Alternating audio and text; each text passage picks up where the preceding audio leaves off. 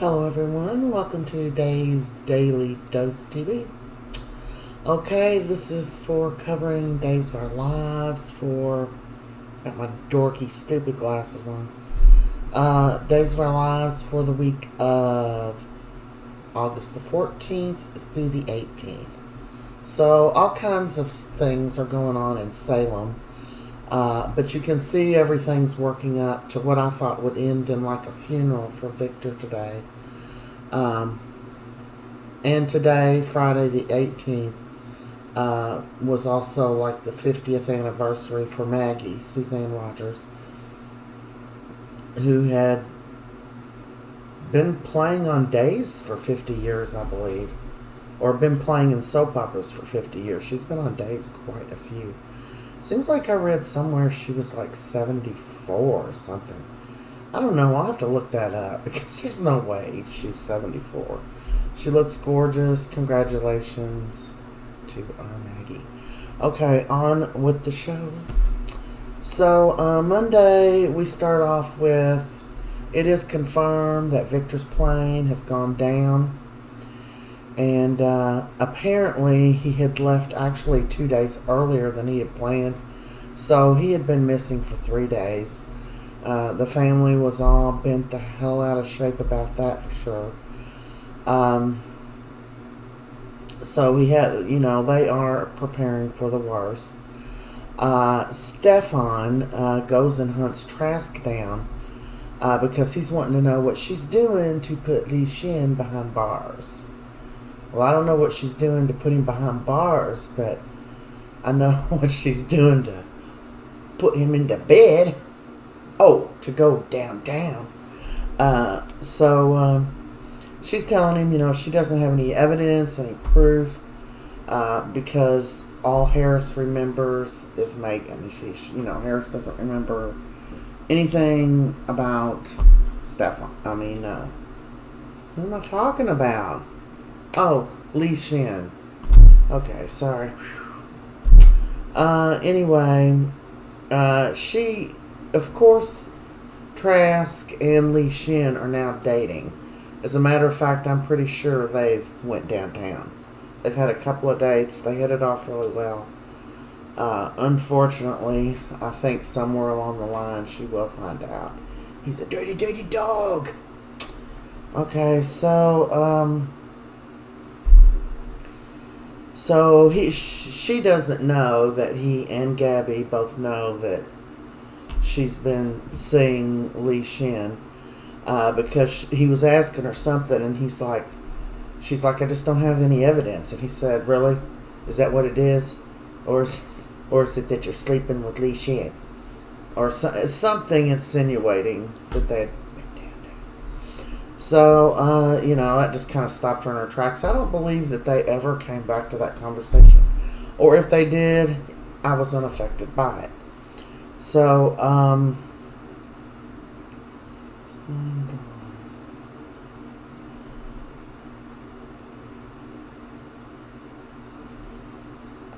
that doesn't make any sense to me. So, besides that, meanwhile, Li Shin thinks that he's going to be the bigger man. And he's going to go take a wedding gift, deliver it up to the DeMere mansion for Gabby and Stefan. So he goes, knocks on the door, and just so happens that Gabby answers the door. And she was like, what are you doing here? She doesn't want anything to do with him. And he's like, well, all's good, and, I didn't try to stop your wedding. You're married. I wanted to drop y'all off again as a peace offering or good faith, something. I don't know what his exact words were. So, don't ride my back about it. So anyway, she told him, I don't want your gift. Get out of here. They had some words, and he ended up getting out of there. But he did leave the gift at the front door. That Stefan, when he came in, found it. And Gabby's like, get that out of here. That's probably a bomb. Li Shin brought it over. It was a wedding gift. And he's like, Gabby, I can tell you it's not a bomb. And it's very unlikely he would have delivered a bomb to the door and handed it to you like that. So he ends up opening it, and it is some kind of clock, a beautiful clock at that. And Gabby said it was when you gave someone that for a wedding gift, it meant you wanted them to die or something. Again, I don't remember exactly what it was. It's just bad news, okay? That's all you need to know. It's not a good thing to give a clock for a gift.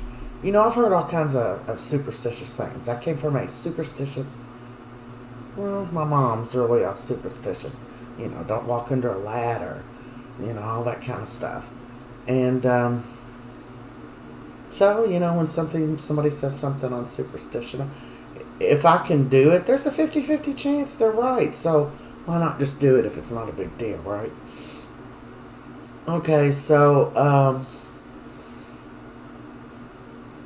they might have gotten rid of the clock. I don't remember, and I didn't write anything down about it. Brady, of course, has found out. Oh, okay, still back. You know, Brady's reeling because he lost Rachel because he acted like a damn idiot. So, he did. He deserved to lose Rachel. I'm sorry, man. I mean, I used to like Brady, and he's just been all crazy lately. So, you know, fuck to hear with him. So, anyway, what was I saying? Kristen had to ask Rachel to keep a secret, and she wanted her to keep a secret that she had seen Leo and Uncle Dimitri in bed together, just talking, laughing, and having fun. Now, Rachel don't know what they were doing, just hanging out, having fun. They're just friends. You know, but we all know they've been downtown. So, she's sitting there telling her. Now, while she's telling her to make sure you keep a secret, Gabby is standing outside the door listening to her. And then Kristen goes upstairs. Oh no, Gabby comes in and is saying something to Rachel. And she comes in to deliver the necklace or something. I think it was a necklace a family heirloom that Kristen had given Gabby to wear at the wedding. I don't know if it was a necklace or a bracelet. I'm pretty sure it was some kind of necklace. And watch it have 10 earrings. It's one of the three, okay? It's not the most important thing of the whole episode. So, Kristen says she's going to go put them up. And Rachel's asking about, you got married? There was a wedding and I didn't get to come? And she's like, well, I've got pictures. And Kristen says, I'm going to go put this upstairs. And while you all look at pictures. And, you know, Kristen is just really settling into this, having her daughter at home, you know, other than her baby daddy. She just ain't even trying to get with no man. She's focused on being a mother, just like Brady was focused on being a father. It's a shame they can't have a happily ever after. Not everybody's blowing hope, right? And hey, they're happy ever after ain't so good right now. So, she goes upstairs to do that, and Gabby starts questioning Rachel about the secret, trying to trick her into saying it, and she was almost getting ready to tell her, because Gabby said, well, if I ask questions and I guess, then it's not like you told me, right? And Rachel's like, that don't sound right. You know, Rachel's a very smart little girl. So, anyway, while she's talking to her, Kristen comes back down in the middle of their conversation and says, what are y'all doing? And Gabby just said, oh, we're just playing a game. And Kristen said, oh, great. Can I play? And then we don't see no more of that scene for Monday or for the rest of the week. So, who knows what Gabby's very, very cunning. And who knows what she will come up with. Okay, Shane calls Justin and tells him that they found the wreckage of the plane. They're still searching, but they don't believe there to be any survivors. Okay, so then we move on to Tuesday the 15th. Talia approaches Johnny and talks to him about Chanel. She's lets him know she's not going to hurt her, and Chanel tells Paulina that she thinks she has feelings for Talia. Because what we found out is Johnny confided in his grandma Marlena about he had feelings for Chanel, and she encouraged him to tell her. But she had had a session earlier with Talia, and Talia confided into her that she had feelings for Chanel as well, of a romantic nature. So, Grandma Marlena knows both sides of the coin here. That must be hard for a dog. So, that's John, by the way. The way he said, "Dog, I love you, dog." Hey, brother. I love John. Okay, so, but Brady begs Chloe not to marry Xander, and then lays a big fat kiss on her. But, she threw him off, shut him down, and said he needs to move on. She's moved on.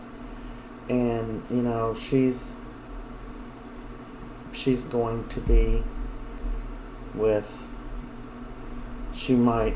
she's got to go on with her life, basically. But she can't be with him. They can't go back. So, I don't like that, man. Oh, what kind of notes? Okay. Abe ends up doing a press conference, which that little prick off the old block, the stand-in, the temporary mayor, got him all mixed up and made him look silly. Man, I'm so ticked off at this whole Abe storyline. If it just ain't this... Well, he did get knocked in the head by Chanel's haters. But just he got him getting drug off by Whitley. So now, bam, she's out the picture after we had to go through that nonsense. Her and them crazy fake cat. I liked her, though. She did look... the makeup did a good job. She did resemble Paulina. Okay, so Abe still, he's not going to give up. So this is what they decided to do. Because Paulina said, Abe, you're remembering everything yet. You're just not up for all this. And he said, so he called Belle over, and what they decided to do, and they talked to Paulina about it. Well, Paulina and Abe already figured this out, is they are going to, all he has to, Belle told him, you've got re-election coming up in a couple of months. He's probably just going to hold on this position to go at you in a couple of months, and then, take you down, try to take you down there with your memory and make you look stupid and all that crap. So, she's, okay, what they're going to do is, Abe said all he needs to do is be mayor for just a few minutes, long enough to appoint Paulina as his replacement while he has to be out. And he has that legal power. So he's going to be able to do that. Him and Paulina can kind of run things till he gets his memory back. He can get Chanel's bakery up and running. Maybe get Rafe a job now. The Abester's back. So, that's all Tuesday. Dimitri, Gwen, and Leo enjoy Iceland. Leo and Dimitri end up kind of sneaking around, and Gwen does end up catching them. And then they come up with some stupid story. Leo said, oh, it's Madonna's big, I think he said 65th birthday or something. And, I came here, I got tickets or something. I don't know. He made up some story that really, it's just too far-fetched to even believe, because then when she said, well, great, we'll all three go to Madonna then, and it just did not work out because there was no concert. So that whole thing was a little bit, it was unbelievable. It's unbelievable how she's caught them a couple of times just alone when they hated each other. Well, Leo hated him. I know mentally she probably doesn't want to think about that, and I don't blame her.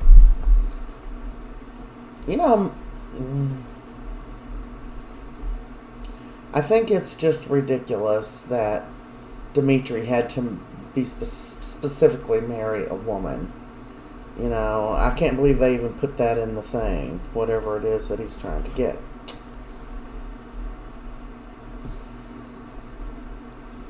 So we move on to Wednesday, August the 6th. Let me see what I wrote down here.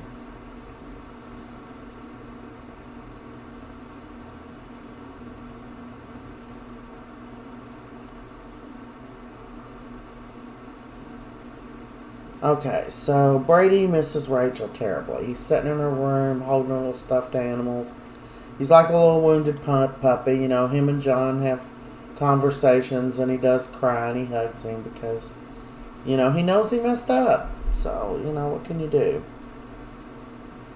Meanwhile, Rachel over at the Mara Manson mansion, she's living it up. She's a princess. She got a newly decorated room, and I bet it's all princessified. And she's just living it up over there, man. She had, what's their names?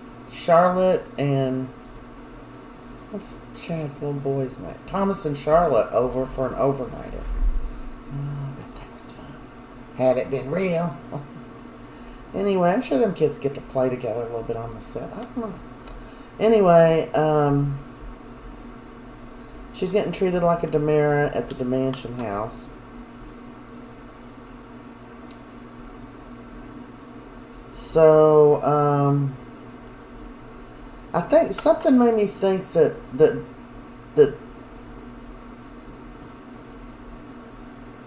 Victor is determined to be dead.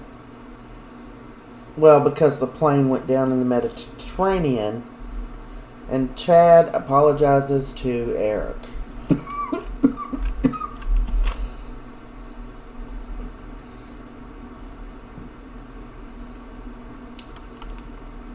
Oh, I don't know. Okay, we move on to Thursday.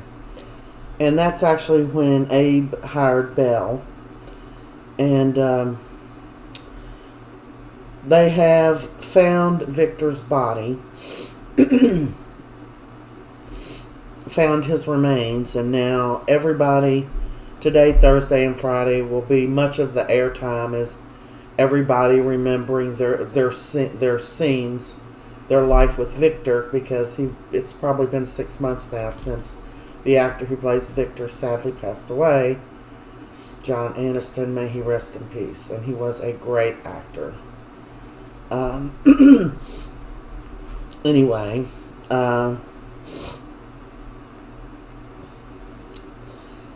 Roman tells the fate of Victor to... Who's that? The Victor is dead. He tells Kate. And then Kate and Roman reminisce about their time with Victor, because, Kate used to be married to him. He's Philip's father. Xander and Chloe share some memories, and so do Patch and Kayla. Also, Kate and Roman have a disagreement over notifying Philip. Roman says you need to let him know about his dad, and she said no way, because if she does, he's going to want to come home, and then he's probably facing jail time. For faking his death. And that's it for Thursday. It was just a lot of back and forth memories. So it was nice and sad, and they all talk about how they were all at odds with him at one time, and then his family all shares the good times, the bad times, the ugly times. We move on to Friday, where everybody is mourning Victor. We have memories from Xander. Julie comes over to visit Maggie. They walk down memory lane. Brady and Xander have a bonding moment after Xander punches Brady in the face, because Brady goes to talk to Xander and tells him he's sorry that he kissed Chloe. And Xander's like, what? And he punched him in the face. He didn't know he kissed her. But they made up and ended up bonding over Victor and how he treated them both. How badly he treated them, but how they both loved him. Justin breaks down, and of course Bonnie's there to handle that. Sean gets told about it, and of course he's blaming himself, and he takes off to the bar, leaving his bell behind. And she told him, don't go to a bar, don't start drinking, this is not your fault. He's like, it's all my fault. He wouldn't have even been on that plane coming here if I hadn't have shot my dad, because he was coming back from visiting Bo. Maggie and Julie, and then Maggie, since they're celebrating 50 years working in soap opera or acting. I don't know if she's been on the show 50 years. Maybe she has. Anyway, congratulations to Suzanne Summers. So Maggie and Julie had a bunch of memories back in remembering Mickey, and we all loved Mickey. If you're old enough to have watched the show, yeah, that was many years ago. Bonnie and Justin. Justin breaks down in Bonnie's arms. Of course, Sean feeling guilty. And Kate ends up calling Philip at the very end of the show. And also at the end of the show, Xander walks in over at the Karaoke, and who does he see standing at the fireplace with her back to him? Sara. And he says, Sara, and she turns around, and she's got her hand on her big old Betty. Of course, she's going to deny that belly belongs to Xander, which I think is horrible of her. So, I just feel like you should not cheat your child out of knowing who their parent is. I understand if when they're smaller, if they're violent, if there's some legitimate reason they don't see their child, but once they get a little bit older, they need to be told the truth, and they need to be able to make their own decision, because I'm going to tell you, even people that are in prison that are serial killers, children have come to visit them. So give them that right. Although I may not approve of them having anything to do with them either, but still. And also, what happened before that?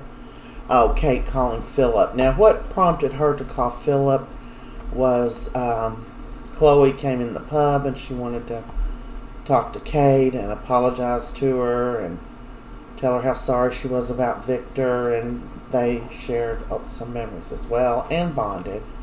So it was a nostalgic couple of days, Thursday and Friday. Now, I don't know if they'll actually have a funeral. They did not have one for Abigail. They had that post that they put in the paper that Jennifer wrote that was just beautiful. Okay, so that's it for the week of the 14th through the 18th. If you like the videos, subscribe and like, and I will see you all in Salem.